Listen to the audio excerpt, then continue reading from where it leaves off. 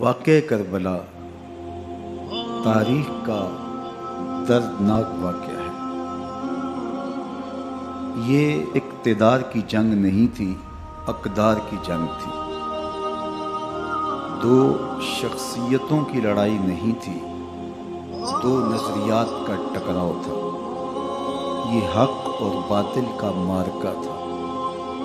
یزید ظلم کا استعارہ ہے، حسین ابن علی امن کی علامت ہے۔ یزید جبر کا پتلا ہے، حسین صبر کا پیکر ہے۔ یزید اپنی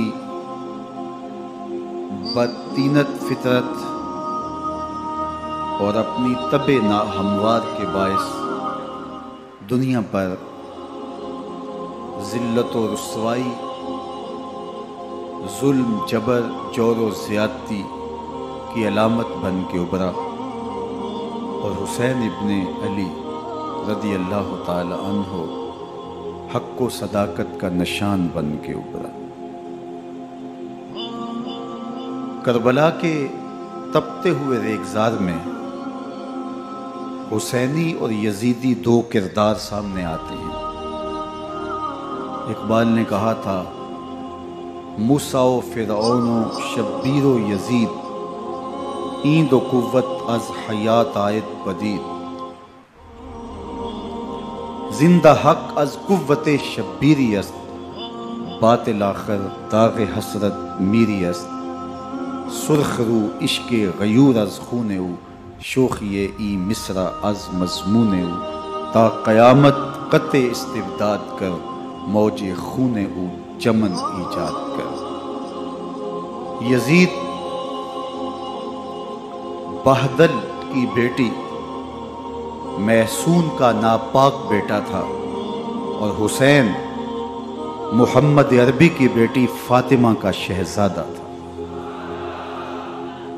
یزید دمشق کے اطراف میں سرجون اور جریر اختل جیسے اوباشوں کے جرمٹ میں پل کے جوان ہوا۔ حسین کے گھر کا دروازہ مسجد نبوی کے اندر کھلتا تھا۔ یزید نشے میں دھت ہو کر کے نمازیں چھوڑ دیتا تھا۔ حسین کی کربلا کے اندر بھی نماز تہجد قضا نہیں ہوئی۔ یزید ظلم کا دوسرا نام ہے، حسین امن کی علامت ہے۔ یزید نے زندگی میں ایک مرتبہ حج کیا اور شراب کے مٹکے ساتھ لے کے آیا، اور اختل اور دیگر گویوں اور مغنیوں کو اپنے ساتھ رکھا تاکہ سفر آسانی سے کٹے۔ حسین ابن علی نے 25 حج سواری ہونے کے باوجود پیدل کیے۔ یزید حج بیت اللہ کے بعد مدینہ المنورہ آیا اور شراب کی ایک مجلس بپا کی۔ حضرت امام حسین رضی اللہ تعالی عنہ جب وہاں پہنچے تو شراب کی پھیلی ہوئی بدبو کو محسوس کرتے ہوئے فرمایا، یہ بو کیسی ہے؟ تو نشے میں دھت یزید بولا، یہ شام میں بنتی ہے، اور ایک جام منگوایا اور اس کو پیتے ہوئے دوسرا جام حضرت امام حسین رضی اللہ تعالی عنہ کی طرف بڑھاتے ہوئے کہا، ابا عبداللہ لیجئے۔ تو حضرت امام حسین رضی اللہ تعالی عنہ نے فرمایا، میں اس کی طرف دیکھتا بھی نہیں ہوں، اور پھر وہ عشقی اشعار پڑھنے لگا۔ جب یزید کی شراب نوشی کا منظر امام حسین رضی اللہ تعالی عنہ اپنی آنکھوں سے دیکھ چکے تھے، تو مجھے بتاؤ یزید کے ہاتھ پہ امام حسین کا پاک ہاتھ کیسے آتا؟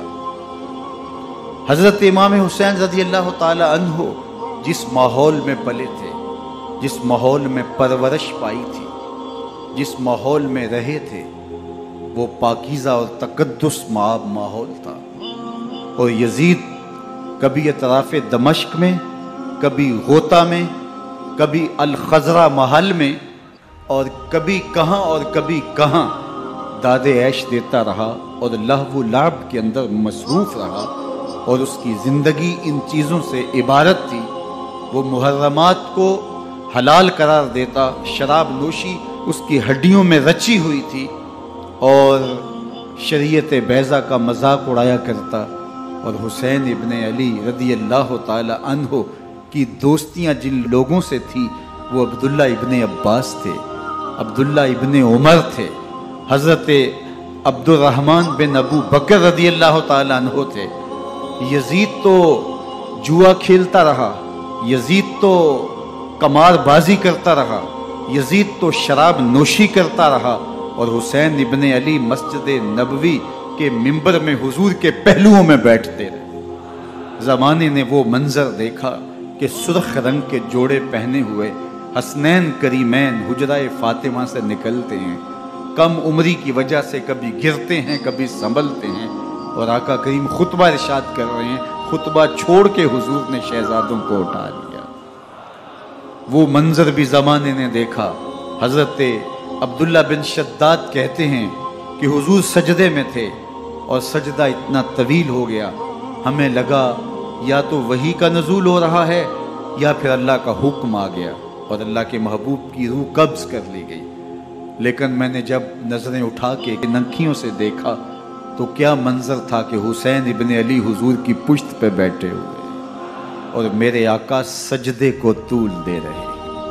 اللہ اکبر! حسین کے لیے پیغمبر کے سجدوں کو طول دیا جا رہا ہے۔ حسین ابن علی کبھی منبر پہ حضور کی اطراف میں بیٹھتے ہیں، وہ منظر بھی دنیا نے دیکھا کہ حضور کے مبارک کندھوں پر حسین ابن علی بیٹھے ہیں اور حضور کی زلفوں کو پکڑا ہوا ہے۔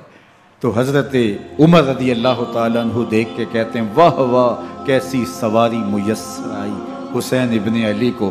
تو میرے آقا مسکرا کے کہتے ہیں عمر سواری دیکھتے ہو سوار بھی تو دیکھو۔ اللہ اکبر! حضرت اسامہ بن زید بن حارثہ رضی اللہ تعالیٰ عنہ فرماتے ہیں رات کا ایک پہر گزر گیا اور مجھے حضور سے کوئی کام تھا، میں آقا کریم کی خدمت میں حاضر ہوا، در دولت پہ دستک دی، حضور تشریف لائے تو چادر اوڑی تھی، بکل کی ہوئی تھی میرے حضور نے، تو میں نے اپنی حاجت کہی تو حضور نے میری حاجت پوری کر دی۔ لیکن ایک منظر میں نے دیکھا کہ حضور نے جو چادر کی بکل فرمائی تھی اس کے اطراف میں پہلوؤں میں ابھار تھے جس طرح اندر کوئی ہو۔ مجھ سے نہ رہا گیا، میں نے پوچھ لیا، میں نے کہا بندہ نواز چادر کے اندر کیا ہے؟ فَكَشَفَهُ، تو حضور نے چادر کو کھول دیا۔ فَإِذَا الْحَسَنُ وَالْحُسَيْنُ عَلَىٰ وَرِكَيْهِ، تو کہتے ہیں میں نے اپنی آنکھوں سے دیکھا ایک پہلو سے امام حسین لپٹے ہوئے تھے، ایک پہلو سے امام حسن لپٹے ہوئے تھے۔ فرمایا یہ میرے بیٹے ہیں، یہ میری بیٹی کے بیٹے ہیں، اے اللہ میں ان سے پیار کرتا ہوں، تو بھی ان سے پیار کر، جو ان سے پیار کرے اس سے بھی پیار کر۔ ان کی محبت کا درس دیا، ان کے پیار کا سبق پڑھایا، کہا ان سے پیار کرنے والا میرے سے پیار کرنے والا ہے، ان سے بغض رکھنے والا میرے سے بغض رکھنے والا ہے۔ ان کی تکلیف حضور کو بے چین کر دیتی تھی۔ حضرت سیدہ فاطمہ الزہرا رضی اللہ تعالی عنہ کے گھر کے قریب سے گزرے تو حضرت امام حسین کے رونے کی آواز آ رہی تھی، تو آقا کریم علیہ السلام نے فرمایا کہ فاطمہ حسین کو چپ کرواؤ، الا تعلمی ان بقاءہ یوزینی، تو جانتی نہیں حسین کا رونا مجھے دکھ دیتا ہے۔ حسین ابن علی کو حضور رونے نہیں دیتے تھے، ان کو دکھی نہیں ہونے دیتے تھے، کیونکہ رسول اللہ صلی اللہ علیہ وسلم جانتے تھے کہ یہ کتنے دکھ سہے گا، کتنی تکلیفوں سے گزرے گا اور کتنے مصائب سہے گا۔ زمانے نے وہ گھڑیاں بھی دیکھی کہ حضرت حذیفہ بن یمان رضی اللہ تعالیٰ عنہ فرماتے ہیں کہ میں حضور کی خدمت میں نماز مغرب کی ادائیگی کے لیے حاضر ہوا، اور میں نے یہ اجازت خاص طور پہ اپنی ماں سے اس شرط پہ لی تھی کہ امی آپ مجھے اجازت دیں، میں حضور کی خدمت میں حاضر ہوتا ہوں، مغرب کی نماز بھی ادا کروں گا اور پھر حضور سے عرض کروں گا حضور میرے لیے اور میری ماں کے لیے بخشش کی دعا کر دیجیے۔ ماں نے اس شرط پہ اجازت دے دی اور میں حضور کی خدمت میں آ گیا، نماز مغرب ادا کی، سلام پھرا تو میرے دل میں آرزو تھی میں حضور سے عرض کروں حضور میرے لیے اور میری ماں کے لیے مغفرت کی بخشش کی دعا کر دیں، لیکن حضور عبادات میں ذکر میں نوافل میں ایسے مشغول ہوئے کہ میں آرزو رکھنے کے باوجود بھی عرض نہ کر سکا۔ خیر نماز عشاء کا وقت ہوا، اذان پکاری گئی، حضور مصلی پہ آئے، نماز پڑھی، سلام پھرا، تو میرے دل میں پھر خیال آیا کہ ماں سے ایک نماز کی چھٹی لی تھی، نمازیں بھی 2 ہو گئیں، ماں نے جاتے پوچھنا ہے حضور سے میرے لیے اور اپنے لیے مغفرت کی بخشش کی دعا کروائی تھی، تو کیا جواب دوں گا؟ اور حضور اٹھے اور کاشانہ اقدس کی طرف چل دیے۔ اب میرے دل میں یہ خیال رہ کے آ رہا تھا کہ ماں کو کیا جواب دوں گا؟ میں تو حضور سے بخشش و مغفرت کی دعا کروا ہی نہیں سکا۔ جب حضور چل پڑے تو غیر ارادی طور پہ میں بھی حضور کے پیچھے چل پڑا۔ چلنے میں تھوڑی سی رفتار تیز ہو گئی، جس سے قدموں کی آہٹ پیدا ہوئی، تو جب آواز پیدا ہوئی تو حضور نے رخ پھیرے بغیر فرمایا من ھذا، میرے پیچھے پیچھے کون آ رہا ہے؟ پھر خود ہی کہا حذیفہ تو نہیں؟ تو میرا دل دھڑک رہا تھا، قلت نعم، میں نے کہا جی حضور میں حذیفہ ہوں۔ فرمایا ما حاجتوں کا غفر اللہ لک ولامک، کیا کام ہے؟ اللہ تجھے بھی بخش دے، تیری ماں کو بھی بخش دے۔ اب جو کام تھا وہ جنبش لب سے پہلے ہی ہو گیا، یہاں تو لفظوں کا سہارا بھی نہیں لینا پڑتا، وہ بند لبوں کی بولیاں بھی سنتے ہیں۔ اقبال بولا ہے فروغت صبح آثار و دہور، چشم تو بینندائے ما فی الصدور، تیری نظر تو سینوں کے چھپے راز بھی دیکھتے۔ تو کہا ما حاجتوں کا غفر اللہ لک ولامک، اللہ تجھے بخش دے، تیری ماں کی بھی مغفرت کر دے، کیا کام ہے؟ اب جو کام تھا وہ تو ہو گیا۔ تو میرے حضور نے ارشاد فرمایا حذیفہ سنو، ابھی ایک فرشتہ آیا ہے جو اس سے قبل دھرتی پر پہلے کبھی نہیں آیا، آج پہلی مرتبہ اللہ سے اجازت لے کے 2 کام کرنے آیا ہے، ایک تو مجھے سلام کرنے آیا ہے اور دوسرا خوشخبری دینے آیا ہے کہ آپ کی بیٹی فاطمہ جنتی عورتوں کی سردار ہے اور حسن اور حسین جنتی جوانوں کے سردار۔ ایک طرف یزید ناپاک میسون کا پلیت بیٹا، اور ایک طرف محمد عربی کا نواسا، فاطمہ کے دودھ کا اثر، علی المرتضیٰ کے خون کی تاثیر، رسول اللہ صلی اللہ علیہ وسلم کے کندھوں پہ بیٹھنے والا۔ ایک دن حضور نے امام حسین رضی اللہ تعالیٰ عنہ کے ہاتھ پکڑ لیے اور ان کے پاؤں اپنے پاؤں پہ رکھے اور پھر فرمایا بیٹے آگے بڑھو، اور ان کے پاؤں حضور کی پنڈلیوں پہ آئے۔ پھر کہا بیٹے اور آگے بڑھو، حتیٰ کہ ان کے پاؤں حضور کی رانوں پہ آئے۔ پھر فرمایا بیٹا اور آگے بڑھو، تو ان کے پاؤں حضور کے مبارک بطن اقدس پہ آئے۔ پھر بازوں کو کھینچ کے اپنے قریب کیا اور حسین ابن علی کے منہ میں اپنی زبان رکھ دی، اور وہ اس طرح چوس رہے تھے جس طرح کھجور چوسی جاتی ہے۔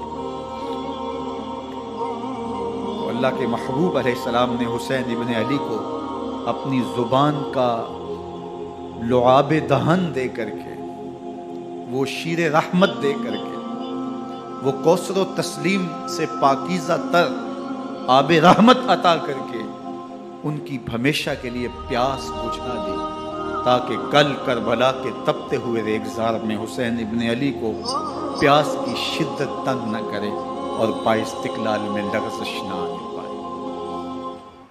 ان نازوں سے پالے ہوئے حسین کو، ان محبتوں سے پالے ہوئے حسین ابن علی کو امتحان بھی اتنے بڑے درپیش تھے۔ یاری تیری سونا پر ازمیشہ تیریاں اگ، سونا پرکھیا جامدہ ہے نال اگاں دے لگ۔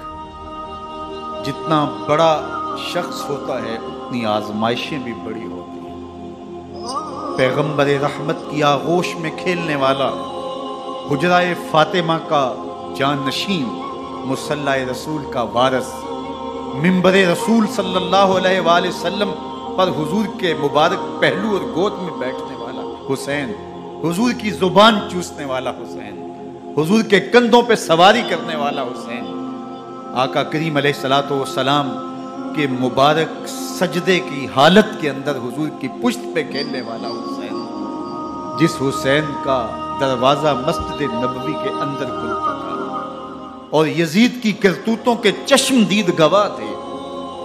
یزید جب تخت نشین ہوتا ہے تو اسے یہ فکر ہوتی ہے کہ امام حسین، عبداللہ بن زبیر، عبداللہ بن عمر، عبداللہ ابن عباس یہ میری بیعت کرے، اور وہ ولید بن عقبہ کو لکھتا ہے کہ ہر صورت میں ان کی بیعت لو، اور اگر بیعت نہ دیں تو سختی کرو۔ حضرت امام حسین رضی اللہ تعالی عنہ کو بلاوا آتا ہے کہ آپ کو دارالامارت میں گورنر ہاؤس میں بلایا جا رہا ہے، ولید بن عقبہ کا پیغام آپ کو پہنچتا ہے۔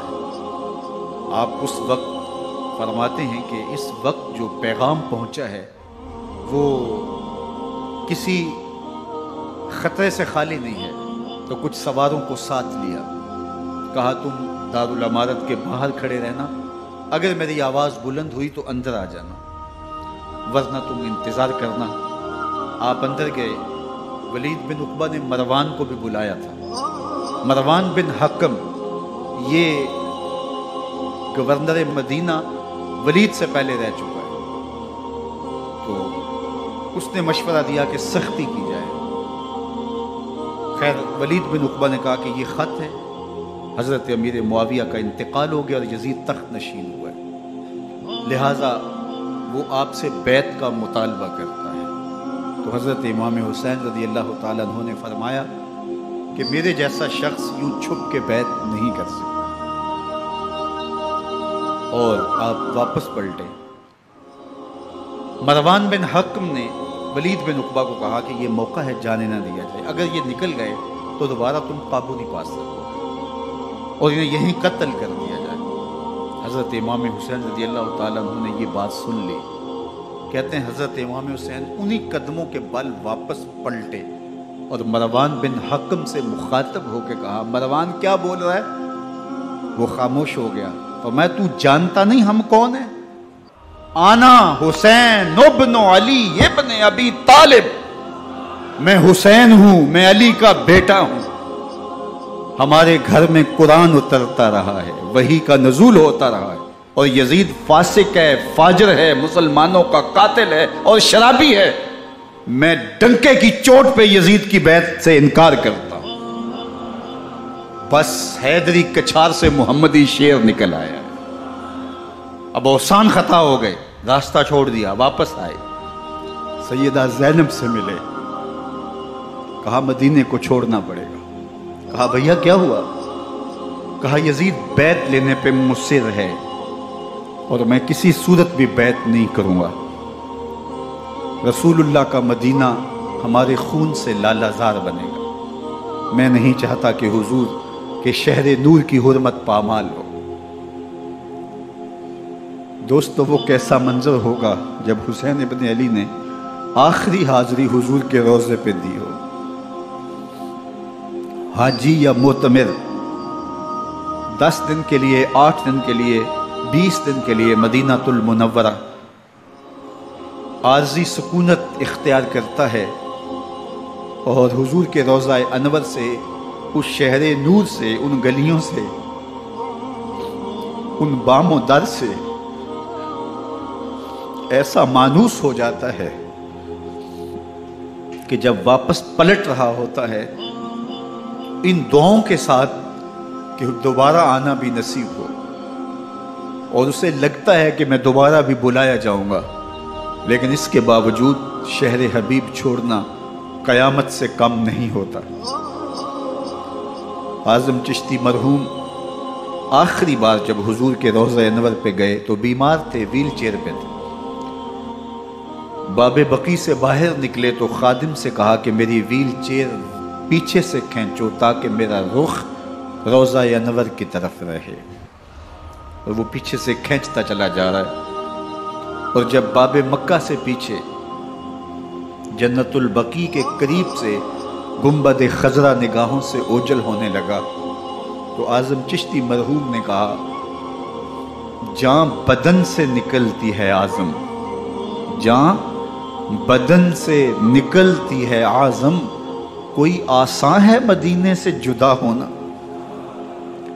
کوئی آسان ہے مدینے سے جدا ہونا۔ یہ اس شخص کی کہانی ہے جو 10 دن، 5 دن، مہینہ، 2 ماہ وہاں رہتا ہے اور پھر اس شہر کو چھوڑ کے آنا اس کے لیے آسان نہیں ہوتا۔ اور مجھے بتاؤ کہ حسین جو پیدا مدینے میں ہوا، جس کے گھر کا دروازہ مسجد نبوی کے اندر کھلتا تھا، جو مسجد نبوی کے اندر پرورش پا کے جوان ہوتا ہے اور مدینے کی گلیوں میں کھیلتا رہا، اس حسین ابن علی کے لیے مدینہ چھوڑنا، اور پھر وہ اس بات کا علم اور شعور رکھتے تھے کہ یہ آخری بار حضور کے در پہ حاضری ہے، دوبارہ اس شہر نور میں نہیں آ سکوں گا، تو کیا قیامت ہوگی اور کیا منظر ہوگا۔ محمد بن حنفیہ کے علاوہ خاندان نبوت کے جتنے لوگ تھے ان سب نے شہر مدینہ کو الوداع کہا، اور رات کے موقع میں مدینہ المنورہ کو، مسجد نبوی کو چھوڑ کر کے مکہ کی جانب عازم سفر ہوئے۔ 3 شعبان المعظم کو مکہ المکرمہ پہنچتے ہیں، ادھر کوفیوں کے خطوط آنے شروع ہو جاتے ہیں۔ حضرت امام حسین رضی اللہ تعالیٰ عنہ مسلم بن عقیل رضی اللہ تعالیٰ عنہ کو صورتحال معلوم کرنے کے لیے بھیج دیتے ہیں۔ 40,000 کوفی آپ کے ہاتھ پہ بیعت کر دیتے ہیں۔ ادھر 25 پیدل حج کرنے والے حضرت امام حسین 8 ذی الحج کو احرام باندھتے ہیں، لیکن آپ کو پتہ چلتا ہے کہ حاجیوں کے روپ میں قاتل چھپا دیے گئے، تو آپ اس احرام کو حج کی بجائے عمرے میں بدلتے ہیں اور کوفے کی جانب عازم سفر ہوتے ہیں۔ کائنات والو، ذرا سینے پہ ہاتھ رکھ کے دیکھو کہ یہ کتنا مشکل مرحلہ تھا۔ اس دین کی آبرو کو بچانے کے لیے حضرت امام حسین رضی اللہ تعالیٰ عنہ نے کتنا بڑا قدم اٹھایا۔ آپ کے بہیخہ دوست احباب عبداللہ بن عمر یہ سارے روکتے ہیں، عبداللہ بن عباس کہتے ہیں حضرت نہ جائیے، الکوفی لا یوفی، کوفی کبھی وفا نہیں کرتے، آپ کے والد کو وہاں شہید کیا گیا، لیکن آپ ایک فرض کو نبھانے جا رہے ہیں، میرے غم گسارو میرے مہربانوں، نہ روکو مجھ کو جانے دو، مجھے نانے کے دی کی ڈوبتی کشتی بچانے دو، میں جاتا ہوں کہ دنیا پر وفا کا نام رہ جائے، میں رہوں نہ رہوں پر عظمت اسلام رہ جائے۔ میں نہیں جاتا تو نبی کے گھر کی آن جاتی ہے، میں نہیں جاتا تو نبی کے گھر کی آن جاتی ہے، تمہارا دین جاتا ہے میری غیرت ایمان جاتی ہے۔ حضرت امام حسین یہاں سے چلتے ہیں، ابھی راستے میں ہی پہنچتے ہیں کہ یہ خبر آتی ہے کہ کوفے والوں نے بے وفائی کر دی، حضرت مسلم بن عقیل رضی اللہ تعالیٰ عنہ کو شہید کر دیا گیا، نعمان بن بشیر معزول کر دیے گئے، ابن مرجانہ ابن زیاد وہاں متعین کر دیا گیا جو سخت گیر شخص تھا، اور اس نے لوگوں کو ڈرایا دھمکایا اور کوفے کے لوگوں کے دل بدل گئے اور وہ بیعتیں توڑنے لگے۔ وہ منظر مسجد کوفہ کا کتنا دلگداز تھا، جب امام نماز کے لیے کھڑے ہوئے تو 40,000 لوگ آپ کے پیچھے تھا، جب سلام پھیرا اور امام نے دیکھا کہ پیچھے لوگ نہیں ہیں، پھر لوگوں نے اپنے دروازے بھی بند کر لیے۔ رات کی تنہائیاں ہیں اور حضرت مسلم بن عقیل کو کوئی پناہ دینے والا نہیں، لوگوں نے دروازے بند کر لیے کہ کہیں ہمارے گھر میں نہ آ جائیں اور ہم مشقت اور حکومتی تشدد کا شکار نہ ہوں۔ کتنا دردناک لمحہ ہے حضرت مسلم بن عقیل رضی اللہ تعالیٰ عنہ پہ، اور پھر حضرت مسلم بن عقیل بے دردی سے شہید کر دیے جاتے ہیں۔ آپ ابھی راستے میں ہیں، یہ ساری کہانی پہنچتی ہے کہ حضرت مسلم شہید کر دیے گئے اور بے دردی سے شہید کر دیے گئے۔ وہ جنہوں نے خط لکھے تھے کہ ہم آپ کے ساتھ ہیں اور ہم منتظر ہیں، چشم بھرا ہیں، آپ کے قدموں کی چاپ سننے کے لیے بیتاب ہیں، آج انہوں نے بیعتیں توڑ دی، 40,000 کوفی منحرف ہو گئے۔ مسجد کوفہ کا وہ منظر کس قدر روح کو تڑپا دینے والا تھا۔ ہم پچھلے سال عصر اور مغرب کے درمیان جب کوفہ پہنچے تو سورج ڈوبنے کے قریب تھا۔ میں نے اپنی زندگی میں اتنا اداس موسم کہیں نہیں دیکھا جتنا اداس موسم کوفے میں دیکھا۔ ایسے لگتا تھا جس طرح کوفے کی آب و ہوا آج بھی شرمندہ ہے۔ جو مسلم بن عقیل اور خاندان نبوت کے ساتھ اہل کوفہ نے کیا، حضرت امام حسین رضی اللہ تعالیٰ عنہ کو ان کے بہی خواہوں نے، اعزا نے، اقربا نے، دوستوں نے، آوان و انصار نے، ساتھیوں نے کہا کہ حضرت حالات یکسر تبدیل ہو گئے، اب ہمیں مراجعت کر جانی چاہیے، واپس پلٹ جانا چاہیے۔ تو حضرت امام حسین کافی سوچ بچار میں رہے، پھر اس کے بعد آپ نے فیصلہ کیا کہ ہم آگے بڑھیں گے۔ دوستوں نے کہا کہ حضرت اگر آپ آگے بڑھیں گے تو ہمیں لگتا ہے کہ وہ آپ کے ساتھ سلوک اچھا نہیں کریں گے اور آپ بچوں کے سامنے پیاسے شہید کر دیے جائیں گے۔ تو حضرت امام حسین رضی اللہ تعالیٰ عنہ نے وہاں ایک خطبہ ارشاد فرمایا کہ لوگوں تم جو مجھے بتا رہے ہو مجھے اچھی طرح معلوم ہے، جو تم مجھے منظر پیش کر رہے ہو وہ میری نگاہوں میں ہے، اور جو کچھ ہونے والا ہے چشم تصور وہ منظر دیکھ رہی ہے۔ کیونکہ حضرت امام حسین رضی اللہ تعالیٰ عنہ کی شہادت کی خبر حضرت امام حسین کے پیدا ہوتے ہی خاندان نبوت میں عام تھی۔ حضور علیہ الصلوۃ والسلام کو یہ بات جبریل امین نے آ کے بتائی تھی جب حسین ابن علی کے ساتھ حضور محبت کا اظہار کر رہے تھے، تو یہ جبریل امین نے آ کے کہا تھا حضور آپ کا یہ بیٹا عرض طف میں شہید کر دیا جائے گا، اور کربلا کی مٹی لا کے حضور کو دی اور ام سلمہ کو حضور نے عطا کر دی۔ حضرت ام سلمہ کہتی ہیں کہ ایک دن میں سوئی تو خواب دیکھا کہ حضور کے مبارک بال بکھرے ہوئے ہیں اور سخت پریشان ہیں، تو میں نے کہا کہ حضور آپ کی یہ کیا حالت ہے؟ وَبِيَدِهِ قَارُورَةٌ، اور حضور کے ہاتھ میں ایک شیشی ہے، فِيهَا دَمٌ، جس کے اندر خون ہے۔ تو میں نے کہا حضور یہ کیا؟ فرمایا میں قتل گاہ حسین سے آ رہا ہوں اور یہ حسین ابن علی کا خون ہے۔ تو کہا 10 محرم کا دن تھا، دوپہر کا یہ منظر تھا، میں کیلولہ کر کے اٹھی، جب میں نے دیکھا تو وہ شیشی جس میں کربلا کی مٹی رکھی تھی وہ خون بن چکی تھی۔ تو یہ خبر پہلے دی گئی تھی، یہ بتا دیا گیا تھا۔ فرمایا میرے دوستو جو تم مجھے بتاتے ہو میں اس سے بے خبر نہیں ہوں، یہ سب کچھ ہونے والا ہے، لیکن اس کے باوجود میں کیوں جا رہا ہوں؟ تو آپ کا ایک تاریخ ساز جملہ ہے جو کربلا کے فلسفے کو ہمارے سامنے رکھتا ہے کہ یہ اتنا بڑا امتحان کیوں دیا۔ حضرت امام حسین رضی اللہ تعالیٰ عنہ نے فرمایا وَلَكُمْ فِيَّ أُسْوَةٌ، میں اس لیے جا رہا ہوں قیامت تک ظلم، جبر اور ناانصافی کے خلاف کھڑے ہونے والوں کے لیے کوئی نمونہ تو ہو۔ میری زندگی قیامت تک ظلم، جبر اور استحصالی نظام کے خلاف کھڑے ہونے والوں کے لیے نمونہ ہے۔ تو حضرت امام حسین رضی اللہ تعالیٰ عنہ نے حق اور باطل کے درمیان ایک سرخ لکیر کھینچ دی اپنے خون سے۔ اب حق اور باطل کا امتیاز کرنا مشکل نہیں ہے، کوئی باطل پہ اڑا رہے تو الگ بات ہے، لیکن امتیاز کرنا مشکل نہیں ہے۔ حدود بالکل واضح کر دی۔ اقبال نے یہاں کتنی خوبصورتی کے ساتھ اس مضمون کو نبھایا۔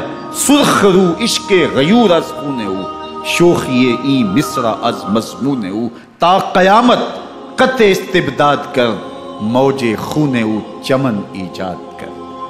ایک جہاں آباد کر دیا، حق اور باطل کی راہیں اجال دی۔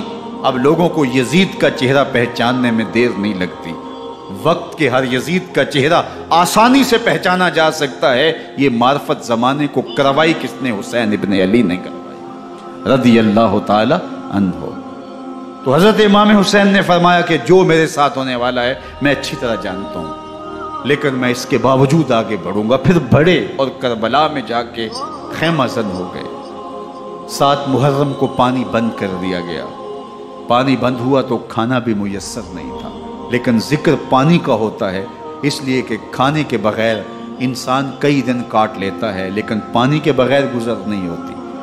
تو فرات کی نہر سامنے اپنی موجوں کے ساتھ چمک رہی ہے، لیکن ایک قطرہ آب بھی آل رسول کو نہیں دیا جا رہا۔ کائنات کے اندر ایسے انوکھے امتحان بھی ہوتے ہیں، وارثوں ساقی کوثر کے، مالک ہوں حوض کوثر کے، اور بیٹے ہوں ساقی کوثر کے، اور آج ایک بوند پانی کی بھی میسر نہ ہو۔ صبر کا امتحان ہے، عزیمت کا امتحان ہے۔ حضرت امام حسین رضی اللہ تعالیٰ عنہ خیمہ زن ہو گئے۔ 3 دن تک پانی بند رہتا ہے۔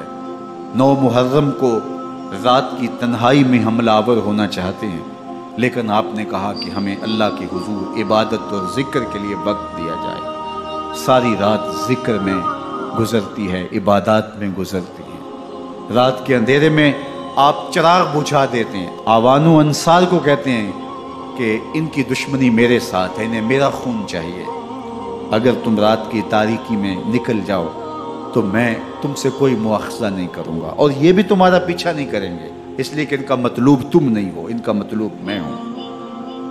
جب چراغ جلایا تو کوئی بھی نہیں گیا۔ مسلم بن اوسجہ کھڑے ہو کے کہتے ہیں حضرت اگر ہمارے بدن کو 70 بار کاٹا جائے اور جلایا جائے اور ہواؤں میں اڑا دیا جائے پھر بھی آپ کا ساتھ نہیں چھوڑیں گے۔ 70 سال کے بوڑھے ہیں حبیب بن مظاہر، کہتے ہیں حضرت آپ کو چھوڑ کے جائیں کہاں، آپ کو چھوڑ کے جائیں کہاں؟ کوئی ساتھ چھوڑنے کے لیے تیار نہیں ہے۔ پیاس ہے، سخت گرمی ہے، کربلا کا ماحول ہے، 72 افراد اور خاندان کی خواتین میدان کربلا میں خیمہ زد ہیں۔ دوسری طرف لشکر اعداء اشقیا 22,000 کی تعداد میں مقابلے میں، ایک روایت 30,000 کی ہے۔ ان صرف 72 پیاسے لوگوں کے لیے اتنے لوگوں کو جمع کرنے کا مقصد خوف زدہ کرنا تھا۔ شرط ہے کہ یزید کی بیعت کر لیں، محاصرے توڑ دیں گے، پانی دستیاب ہوگا، اعزاز و اکرام سے نوازا جائے گا، خزانوں کے منہ کھول دیے جائیں گے۔ لیکن حسین ابن علی کہتے تھے سب کچھ لٹ جائے گا، باطل کے ہاتھ پہ ہاتھ نہیں رکھنا۔ اللہ اکبر۔ اب صبح طلوع ہوتی ہے، عاشور کا دن چڑھتا ہے، سورج اپنی پوری تمازت کے ساتھ گرمی برسا رہا ہے۔ آج خاندان نبوت کا امتحان زمانے نے دیکھنا ہے۔ رسول اللہ کا لعاب چوسنے والا اس کے صبر کا آج امتحان ہے، حضور کے کندھوں پہ کھیلنے والے حسین کا آج امتحان ہے۔ اللہ اکبر۔ حسین ابن علی تمام حجت کرتے ہیں میں نے تمہارا کچھ نہیں بگاڑا، میں نے کسی کا خون نہیں کیا، میں نے کوئی زیادتی نہیں کی، تم کیوں میرے قتل کے در پہ ہو؟ تم جانتے نہیں میں کون ہوں؟ میں تمہارے نبی کا نواسا ہوں، رسول اللہ صلی اللہ علیہ وآلہ وسلم کے کندھوں پہ کھیلتا رہا ہوں، حضور کا لعاب چوستا رہا ہوں، اور میں بوسہ گاہے رسول صلی اللہ علیہ وآلہ وسلم ہوں۔ لیکن ان اشقیاء کے دل پر کوئی چیز اثر انداز نہیں ہوتی۔ ایک ہور ہے، اللہ اس کے دل میں نرمی ڈالتا ہے۔ پہلے تو امام حسین کو گھیر کے لے کر کے آتا ہے، لیکن بعد میں وہ قافلہ یزید سے قافلہ حسین کی طرف آ جاتا ہے۔ امام حسین فرماتے تو دنیا میں بھی ہو رہے، آخرت میں بھی ہو رہے، آزادی مل جاتی ہے۔ باقی 22,000 کا لشکر جرار امام حسین کے قتل کے در پہ ہے۔ پھر تاریخ نے خاندان نبوت کا وہ انوکھا امتحان دیکھا۔ حضرت امام حسین کے بچے بالخصوص خواتین پیاس کی شدت میں حلق خشک ہے۔ حضرت سکینہ تڑپ کے اپنے باپ سے کہتی ہیں کہ مجھے 6 ماہ کے علی اصغر کی پیاس نہیں دیکھی جا رہی۔ بچے کو ہاتھوں پہ اٹھاتے ہیں اور نہر فرات کے کنارے پہنچ کے فرماتے ہیں اشقیاء سے مخاطب ہو کے تمہارا معاملہ میرے ساتھ ہے، اس 6 ماہ کے بچے نے تمہارا کچھ نہیں بگاڑا، اور چلو بھر کے اس کا حلق سیراب کرنا چاہتے ہیں۔ ایک 2 شاخہ تیر آتا ہے جو حضرت علی اصغر کے گلے کو چیر دیتا ہے۔ راوی لکھتے ہیں کہ وہ عام تیر نہیں تھا، جانوروں کو شکار کرنے کے لیے جو بڑے تیر ہوتے ہیں وہ 2 شاخہ تیر تھا۔ وہ گردن کو کاٹ دیتا ہے، خون بہنے لگتا ہے، گردن لٹک جاتی ہے۔ حضرت امام حسین وہ بہتا ہوا خون اپنے چلو میں لیتے اور آسمان کی طرف اچھال کے کہتے ہیں مالک حسین کی یہ قربانی بھی قبول۔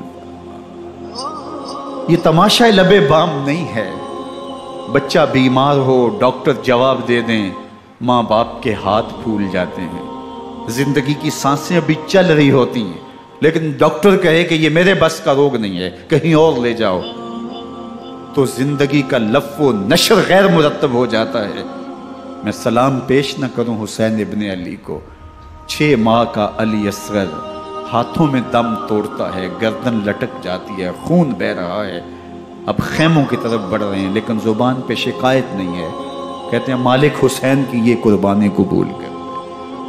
اب خیموں کی طرف آنا، شہر بانوں ام رباب سیدہ زینب حضرت سکینہ سلام اللہ علیہا کا سامنا کوئی آسان کام نہیں تھا، لیکن حسین ابن علی آتے ہیں، شہزادے کو یہاں خیموں کے قریب رکھ کے کہتے ہیں کہ یہ حوض کوثر سے سیراب ہو گیا ہے۔ اللہ اکبر، کوہرام مچ جاتا ہے خیموں کے اندر، کیا منظر ہوگا اور ان کو کن الفاظ کے پیرائے میں ڈھال کر کے ان کیفیات کو بیان کیا جا سکتا ہے جو اہل بیت کے خیموں کے اندر علی اصغر کی شہادت کے بعد کا منظر رقم ہو رہا ہوگا۔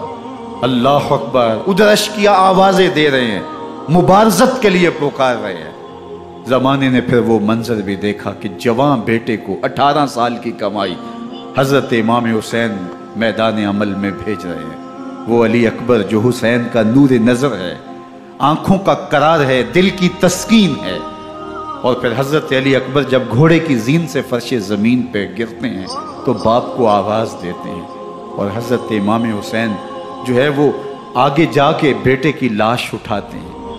اللہ اکبر، 18 سال کے بیٹے کی لاش کو کندھوں پہ اٹھا کے خیموں تک لاتے ہیں اور ہاتھ پھیلا کے کہتے ہیں مالک حسین کی یہ قربانی بھی قبول۔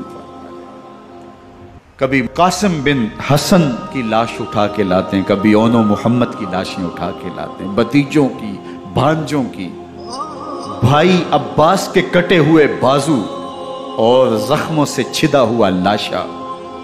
کیا کیا قیامتیں تھیں جو اس کربلا کے ایک میدان کے اندر نہیں توڑی گئیں۔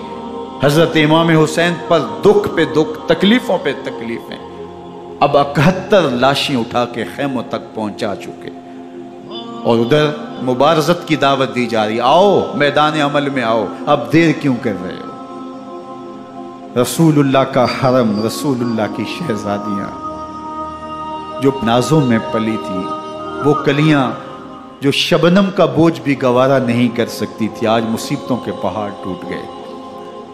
حضرت امام حسین کبھی شہربانوں کو، کبھی ام رباب کو دلاسا دیتے ہیں، کبھی حضرت زینب کو کہتے ہیں۔ حضرت زینب کربلا کے اس میدان کے اندر بڑے حوصلے کے ساتھ اپنے بھائی کے ساتھ کھڑی رہی، اپنے 2 بیٹے راہ خدا میں پیش کیے، ان کی لاشیں وصول کی، لیکن زینب جس جرأت کے ساتھ، جس پامردی کے ساتھ اس سارے منظر کو حوصلے کے ساتھ سہتی رہی، وہ یقیناً حوصلہ سیدہ زینب سلام اللہ علیہا کا یہ ہے۔ لیکن یہ وہ منظر تھا کہ زینب کا دل بھی ڈول گیا جب حسین ابن علی گھوڑے پہ بیٹھنے لگے، اور ان کو گھوڑے میں بٹھانے والا کوئی نہیں تھا، اور جو بھی سوار جاتا پھر واپس اس کی لاش ہی آتی اور حسین ابن علی لے کے آتے۔ آج حسین ابن علی جا رہے ہیں، زندگی کا سارا سرمایہ لٹ رہا ہے، حضرت زینب سلام اللہ علیہا سنبھل نہیں رہی۔ حضرت امام رضی اللہ تعالیٰ عنہ اٹھے اور آپ نے حضرت زینب کو صبر کی تلقین کی اور کہا کہ صبر ہی بہترین ذریعہ ہے اور اللہ کی قربت کا ایک بہترین سبب ہے، اور ان کو صبر کی تلقین کرتے ہوئے فرمایا کہ میرے بعد تم نے اس ذمہ داری کو سنبھالنا ہے، اور ان مخدرات اسلام کی، ان شہزادیوں کے پردے کی تم نے حفاظت کرنی ہے۔ اور پھر گھوڑے کی زین کس کے امام حسین لشکر اشکیا کی طرف بڑھتے ہیں۔ اب خیموں سے سسکیوں کی آواز آ رہی ہے، ان کا سردار، ان کا تاجدار آج سب کو چھوڑ کے کربلا کے میدان کی طرف بڑھ رہا ہے۔ جرم کیا کیا، قصور کیا کیا، اس نے کیا زیادتی کی کہ آج نیزوں اور انیوں کے مقابلے میں 22,000 کا لشکر حضرت امام حسین پہ ٹوٹ پڑتا ہے۔ آپ پھر اتمام حجت کرتے ہیں، میں نے کسی کو قتل نہیں کیا، خون ناحق نہیں بہایا، میرے خون کے درپے کیوں ہو، اپنی آخرت کیوں برباد کرتے ہو، تم جانتے نہیں میں کون ہوں، میں تمہارے نبی کا نواسا ہوں۔ لیکن ابن زیاد کہتا ہے مقابلے میں آؤ۔ پھر حضرت امام حسین رضی اللہ تعالیٰ عنہ مقابلے میں آتے ہیں، اور جب گھوڑے کو ایڑ لگا کے دشمن اشقیاء پہ ٹوٹتے ہیں تو پھر ایسا منظر ہوتا ہے کہ وہ بھیڑ بکریوں کی طرح آگے بھاگتے ہیں۔ 71 زخم کلیجے پہ لیے شجاعت کا یہ پیکر جب میدان میں آتا ہے، آواز آتی ہے یہ کون ذی وقار ہے، بلا کا شاہ سوار ہے، لباس ہے پھٹا ہوا غبار سے اٹا ہوا، تمام جسم نازنی چدا ہوا کٹا ہوا، یہ نبی کا نور عین ہے، یہ بال یقین یہ حسین ابن علی ہے رضی اللہ تعالیٰ عنہ۔ پھر چاند بادلوں میں گھر جاتا ہے، شامی غنڈے تیر برساتے ہیں، تلواروں سے آپ کے بدن پر ضربیں لگاتے ہیں اور نیزوں سے آپ کے بدن کو پرو دیتے ہیں۔ جب آپ کا پیراہن بعد میں اتارا گیا تو آپ کے پیراہن میں 122 سوراخ تیروں کے تھے، 33 زخم تلواروں کے اور 34 گھاؤ نیزوں کے تھے۔ جب گھوڑے کی زین سے فرش زمین پر آئے، بدن چھلنی تھا، زخم زخم سے خون بہ رہا تھا، 3 دن کا پیاسا حسین، اللہ اکبر، بدن زخموں سے چور، 71 لاشیں کلیجے پہ لیے، مخدرات اسلام کے پردے کا خیال دل میں الگ ہے، لیکن گھوڑے کی زین سے جب فرش زمین پہ امام حسین آتے ہیں، زبان پہ ہائے نہیں، نالا و شیمن نہیں، چیخ و پکار نہیں، آتے ہی پیشانی سجدے میں رکھتے ہیں اور پکارتے ہیں اللہم ردن بقضائک وصبرن علی بلائک تسلیما لامرک سبحان ربی العالی۔ مالک گھر لٹا کے، بچے لٹا کے، خاندان سب کچھ قربان کر کے، اپنے بدن کو زخموں سے چھلنی کروا کے، تیروں اور نیزوں کی انیوں سے اپنے آپ کو زخمی کروا کے، تیرے حضور سر جھکا کے یہ اقرار کرتا ہوں کہ حسین تیری تقدیر پہ راضی ہے، مالک تو بھی بتا، تو بھی حسین پہ راضی ہوا ہے کہ نہیں ہوا۔ آواز آ رہی ہے، اس پیاسے پر علی شیر خدا کو ناز ہے، اس نواسے پر محمد مصطفیٰ کو ناز ہے۔ اوروں نے بھی سجدے کیے پر اس کا عجب انداز ہے، اس نے وہ سجدہ کیا جس پر خدا کو ناز۔ حسین ابن علی رضی اللہ تعالیٰ عنہ کا سر انور دستے قاتل نے تب کاٹا جب وہ سجدے میں جھکا ہوا تھا۔ یزید نے کہا میں بیعت لوں گا، امام حسین نے کہا کبھی بھی نہیں دوں گا، یہ سر کٹ سکتا ہے جھک نہیں سکتا۔ سر کاٹ کے نیزے کی نوک پہ چڑھا دیا گیا اور یہ اس بات کا اعلان تھا کہ ہم جیت گئے اور حسینی ہار گئے، اور لشکر یزید میں غوغا مچ گیا، نقارے بجنے لگے کہ ہم جیت گئے، دیکھو امام حسین شہید کر دیے گئے، اور سر کاٹ کے نیزے کی نوک پہ چڑھایا گیا۔ لیکن لشکر یزید سے ہی آواز آئی یہ کیسا سر ہے جو کٹ کے بھی سر بلندی ہے، کٹ گیا ہے پھر بھی اونچا ہے، اللہ اکبر، یہ سر سجدے میں کٹا ہے، رب کے حضور عبادت کی حالت میں کٹا ہے۔ حسین آج بھی سجدے میں ہے، اللہ اکبر، حسین آج بھی سجدے میں ہے، بلکہ کٹے ہوئے سر کا رخ زمین کی جانب تھا اور کٹی گردن آسمان کی طرف، یوں نیزے پہ پرویا گیا۔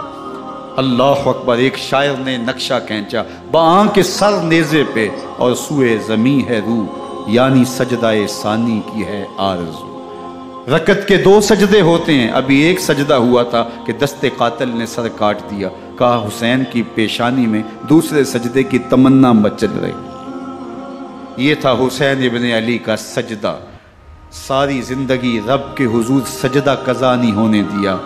آج پانی نہیں ہے، اللہ اکبر، آج تیمم کر لیتے ہیں، آج اپنے خون کو اوڑ کر کے حسین نے اپنی پیشانی اپنے مالک کے حضور جھکا کر کے عظیمت کی وہ انوکھی داستان رقم کر دی کہ صدیاں گزرنے کے باوجود بھی ان کی یادوں کے چراغ روشن ہیں۔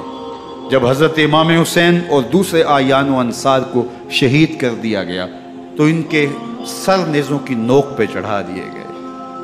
حضرت امام حسین کا کٹا ہوا سر اور باقی 71 افراد کے کٹے ہوئے سر نیزوں کی نوک پہ، اور 10 سواروں کو ابن سعد نے کہا کہ ان کو رون دو، اور گھوڑوں کی ٹاپوں تلے حضرت امام حسین رضی اللہ تعالیٰ عنہ اور ان کے آوان و انصار کو جو ہے وہ روندا گیا، حتیٰ کہ ان کی استخوان مبارک، ان کی ہڈیاں بھی چور چور ہو گئی۔ روننے سے قبل ان کا لباس اتار لیا، ان کے کپڑے اتار لیے گئے۔ اللہ اکبر، کیسی دردناک گھڑیاں تھیں۔ یزید کا صرف یہی بد کرداری کا مرحلہ نہیں تھا، اس کربلا کے صحرا کے اندر یزید نے جس طرح امام حسین رضی اللہ تعالیٰ عنہ کو شہید کیا اور حضرت امام حسین کے خاندان کو شہید کیا، جب مدینہ المنورہ پر یزید نے مسلم بن عقبہ کو مقرر کیا، جس کو بزرگوں نے مصرب بن عقبہ کہا ہے، تو اس کو کہا 3 دن تک مدینے کا حرم تمہارے لیے حلال ہوگا، جو چاہو تم کرنا، اور شامی فوجوں کو اجازت ہوگی۔ تو وہاں بھی انہوں نے 10,000 تابعین اور 700 صحابہ کو شہید کیا۔ حضرت ابو سعید خدری رضی اللہ تعالیٰ عنہ گھر سے باہر نکلے، کافی بوڑھے ہو چکے تھے، تو انہوں نے حضرت ابو سعید خدری کو پکڑ لیا، کہا تم کون ہو؟ کہا مجھے ابو سعید خدری کہتے ہیں۔ تو کہا ہاں تمہارا نام سنا ہے، اور داڑھی سے پکڑ کے کھینچا اور کہا کہ ہے تمہارے پاس جو ہمیں دو؟ تو کہا کہ میرے پاس تو کچھ بھی نہیں، میں تو فقیر آدمی ہوں۔ تو ان کے گھر ان کو لے گئے، تو 2 کبوتر رکھے تھے حضرت ابو سعید خدری نے، تو وہ کبوتر لوٹ کے لے گئے۔ اللہ اکبر۔ حضرت ابن سنان رضی اللہ تعالیٰ عنہ کو، جو حضور کے علم بردار تھے فتح مکہ کے دن، ان کو ستو پہلے پلائے اور پھر ان کی گردن کاٹی گئی، اور کہا یہ ہے وہ ستو جو تم زندگی میں آخری بار پیو گے۔ ایک گھر میں داخل ہوئی شامی فوج، تو ایک خاتون کے ابھی بچہ پیدا ہوا تھا، اور قابلہ نے، داہیہ نے وہ بچہ ماں کی چھاتی پہ لٹایا، اور وہ ماں کا پہلا دودھ پی رہا تھا۔ تو یہ جا کے کہنے لگے نکالو تمہارے پاس جو کچھ ہے۔ تو اس خاتون نے کہا تم جانتے ہو یہ بچہ کون ہے؟ تو انہوں نے کہا ہم نہیں جانتے۔ کہا یہ حضرت ابن ابی کبشہ انماری رضی اللہ تعالیٰ عنہ کا بچہ ہے، اور یہ وہ صحابی ہیں کہ جو بیت الشجرہ کے موقع پہ حضور کے ہاتھ پہ بیعت کرتے ہیں۔ انہوں نے اس چیز کا لحاظ نہ کیا کہ جو کچھ ہے وہ ہمیں دو، ورنہ تیرے بچے کو نہیں چھوڑیں گے۔ تو ماں بچے سے مخاطب ہو کے کہتی ہے، ابھی بچہ پیدا ہوا ہے اور ماں سے پہلا دودھ پی رہا ہے، کہ بیٹے اگر میرے پاس کچھ ہوتا، وہ قیمتی سے قیمتی چیز بھی ہوتی، تیری جان کے لیے قربان کرتی، لیکن اس وقت میرے پاس کچھ ہے نہیں۔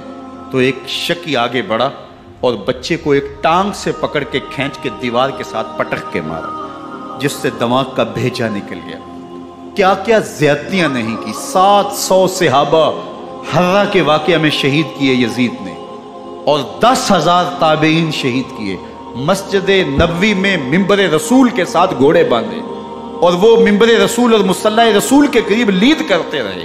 حضرت سید عبد المسیب فرماتے ہیں میں نابینا تھا اور حضور کے روضہ انور کے پاس بیٹھا تھا، اور یزید کے سپاہی آتے، جو بھی مسجد میں نظر آتا پکڑ کے لے جاتے، مجھے نابینا سمجھ کے چھوڑ دیتے، لیکن میں پریشان تھا کہ ظہر کا وقت ہوگا، عصر کا وقت ہوگا، مغرب عشاء کا وقت ہوگا، نہ اذان نہ اقامت نہ جماعت، تو کیسے مجھے پتہ چلے گا کہ نماز کا وقت ہو گیا، اور کیسی میری نمازوں کا کیا بنے گا؟ میں اس فکر میں بیٹھا تھا۔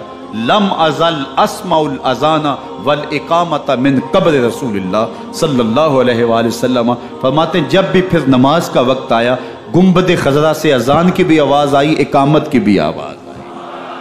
3 دن تک مسجد نبوی کے اندر گھوڑے بندے رہے، اور مدینہ کی حرمت پامال کی۔ مدینہ کے گھروں کے اندر یہ بد کماش داخل ہوئے، اور جو بدکاریاں انہوں نے کی، کلیجہ منہ کو آتا ہے۔ 1002 شیزائیں ان بدکاروں کی بدکاریوں کی وجہ سے کنواری حالت کے اندر حاملہ ہو۔ 3 دن تک مدینے کا حرم انہوں نے پامال کیا، اور پھر مکہ المکرمہ میں کعبۃ اللہ پر گولے برسائے، اور کعبہ کا غلاف جل گیا۔ وہ تو یزید مر گیا، اور حضرت عبداللہ ابن زبیر رضی اللہ تعالیٰ عنہ نے اپنی خلافت کا اعلان کیا۔ یزید کے یہ کرتوت تھے، ادھر اہل مدینہ کو ستایا، ادھر اہل مکہ کو ستایا، اور رسول اللہ صلی اللہ علیہ وسلم کے خانوادے کی بے حرمتی اور توہین کی۔ نہ صرف انہیں قتل کیا گیا، ان کی لاشوں پہ گھوڑے دوڑائے۔ ابن سعد اور شمر جو ہے وہ خیموں میں داخل ہوا، اور مخدرات اسلام کی چادریں چھیننے کی کوشش کی۔ حضرت زینب سلام اللہ علیہ نے مخاطب ہو کے کہا ہمارے چہرے کے رکھوالے چلے گئے ہیں، ظالم تو خیال نہیں کرتا ہم رسول اللہ کی بیٹیاں ہیں۔ حضرت شہربانو، حضرت زین العابدین اور حضرت زینب سلام اللہ علیہ، ان تینوں کو ایک اونٹ پہ باندھا گیا، اور باقی اونٹوں پہ باقی سادات کو، حضور کی شہزادیوں کو باندھا گیا، رسیوں میں جکڑا گیا، اور اونٹوں پہ باندھ کر کے کوفے کی جانب آگے آگے شہیدوں کے سر چل رہے ہیں، اور پیچھے یہ قافلہ چل رہا ہے۔ اور جب یہ قافلہ وہاں سے گزرا جہاں لاشیں پڑی تھی، امام زین العابدین 14 سال کے تھے اور بیمار تھے، اور ان کا حوصلہ نہ ہوا، وہاں غشی ان کے اوپر آنے لگی۔ اور وہ منظر ابن کثیر نے، باقی لوگوں سب نے لکھا ہے کہ پھر جب ان کی یہ حالت ہوئی تو پھر سیدہ زینب سلام اللہ علیہ، جنہوں نے ابھی تک بڑے حوصلے کے ساتھ ساری مشکلات کا مقابلہ کیا تھا، اب ان کے بندن ٹوٹ گئے اور آنکھوں سے آنسو بہنے لگے، اور سیدہ زینب نے امام حسین رضی اللہ تعالیٰ عنہ کی لاش پہ کھڑے ہو کے، اور وہ روندی ہوئی لاش، ٹوٹی ہوئی ہڈیاں، اور وہ پریشان بدن، کٹا ہوا سر نیزے کی نوک پہ، اور لاش یہ پڑی ہے، تو حضرت سیدہ زینب نے مدینے کی طرف منہ کر کے جو ہے وہ حضور سے فریاد کی، یا محمد آہو، یا محمد آہو، ھذا حسین بالآراء مزمل بالدماء، یا محمد آہو بناتوں کا سبایا۔ یا رسول اللہ، اے پیارے آقا، یا جدہ ہو، اے ہمارے نانا محترم، یہ دیکھیے آپ کا حسین پڑا ہوا ہے، بدن سے کپڑے اتار لیے گئے، خاک ہوائیں اڑا رہی ہیں، اور اس کے اوپر چادر جو ہے وہ مٹی کی پڑ گئی ہے۔ حضور آپ کی اولاد کاٹ دی گئی، اور پھر کہا بناتوں کا سبایا، حضور دیکھیے آپ کی بیٹیوں کے ہاتھ باندھ دیے گئے ہیں، اونٹوں پہ کس دیا گیا ہے، سر شہیدہ آگے آگے چل رہے ہیں، اور حضرت سیدنا امام حسین کا آگے آگے سر ہے۔ راستے کے اندر ایک جگہ آئی، رات گزری اور ان کو اتارا گیا۔ رات کا موقع تھا، ایک خاتون آئی اور اس نے کوئی کھانا پیش کیا ان کو، اور کہا کہ میں کسی زمانے میں حضرت سیدہ فاطمہ الزہرا کی نوکری کیا کرتی تھی، ان کی لونڈی تھی، ان کی کنیز تھی، اور آج مجھے پتہ چلا کہ آپ لوگ گزر رہے ہیں، تو میں نے کہا کہ میں اپنی مخدومہ کے خاندان کی خدمت کروں۔ اور پھر اس نے کہا کہ اس وقت سیدہ کی گود میں ایک 6-7 ماہ کی بچی تھی جس کو زینب کہا کرتے تھے، تو سیدہ زینب نے کہا کہ اماں اگر پہچانتی ہو تو وہ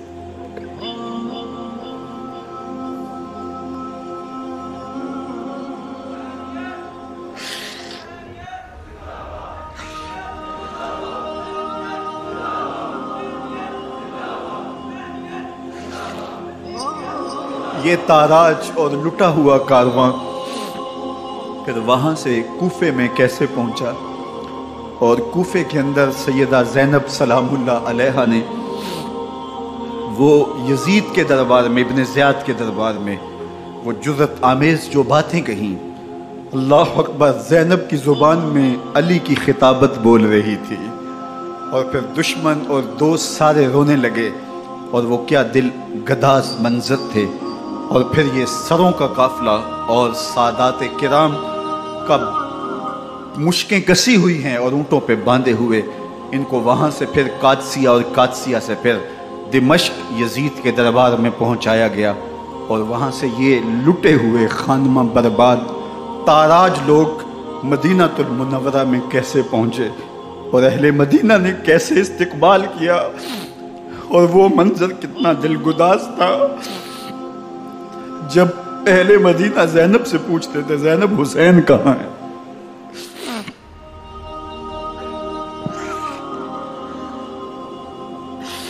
بے مروت بے وفا تیرا بھی کیا افسانہ ہے، جس نے اپنی ہی شمع کو گل کیا تو وہ پروانہ ہے۔ اپنے پیغمبر کے شہزادوں کو اور اپنے پیغمبر کی شہزادیوں کو جو دکھ اس امت نے دیے، یہ کائنات کی ایک انوکھی داستان ہے۔